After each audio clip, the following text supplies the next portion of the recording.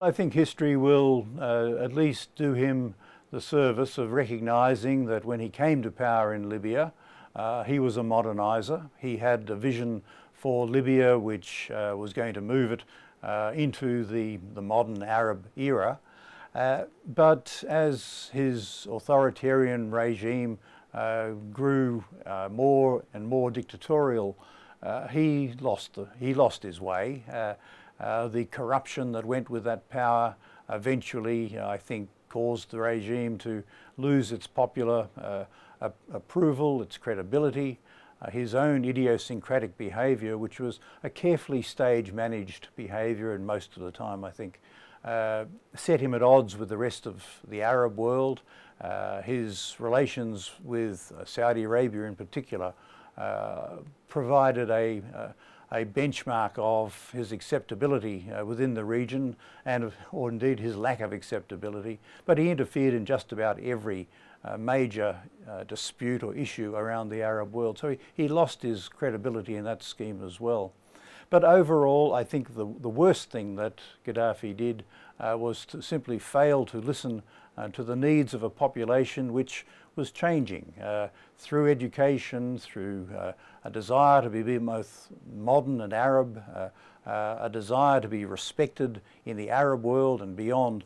And Gaddafi wasn't providing that anymore. He was providing instead a society that lacked any sort of civic organisation, and in many ways was being held up to ridicule across the Arab world and of course beyond.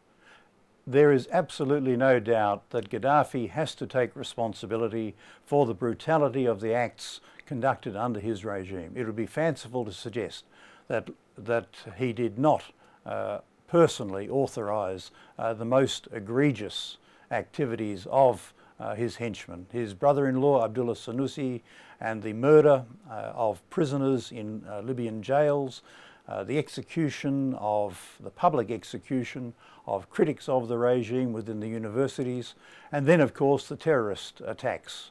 Lockerbie, the French civil airliner as well, all would have only been possible with Gaddafi's direct and immediate say-so. In some ways, what we are now seeing is probably the greatest challenge the regime or the incoming regime will face. It had, until this point, a single focus on which everyone could agree. That was the removal of this hated regime.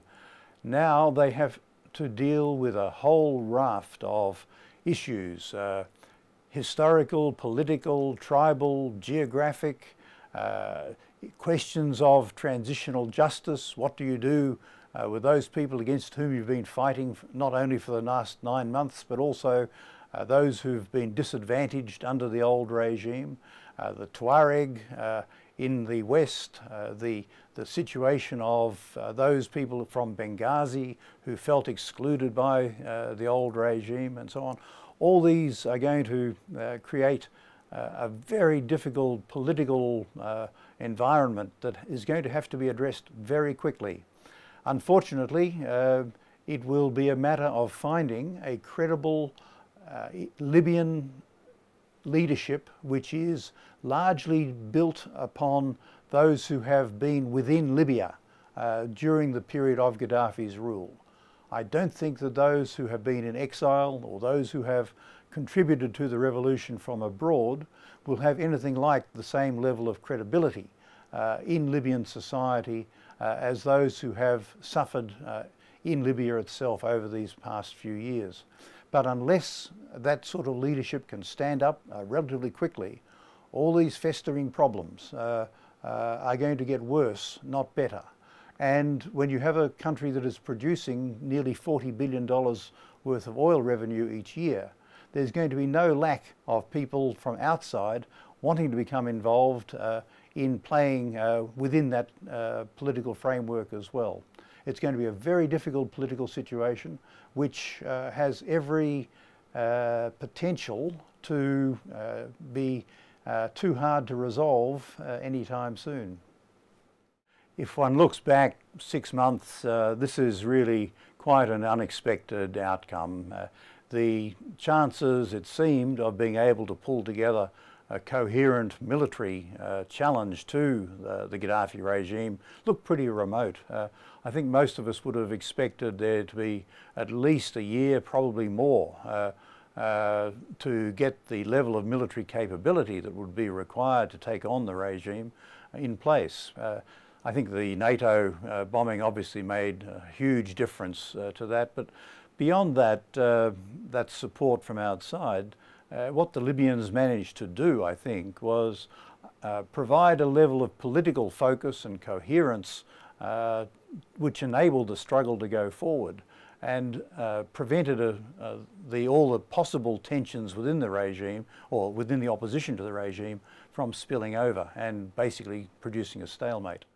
I think it will send a very powerful signal to the Syrian regime in particular that they in Syria are now engaged in an existential conflict.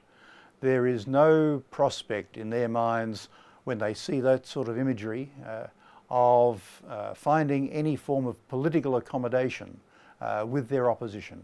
I think that the Syrians, the Alawite-dominated regime of President Bashar al-Assad, will be even more resolute from this moment on in avoiding any form of compromise or concession to their opponents, because they will believe that not only are their opponents likely to be encouraged by this visual imagery, but also that there is really no basis for the regime to expect to be able to survive if they should fall at the hands of the opposition.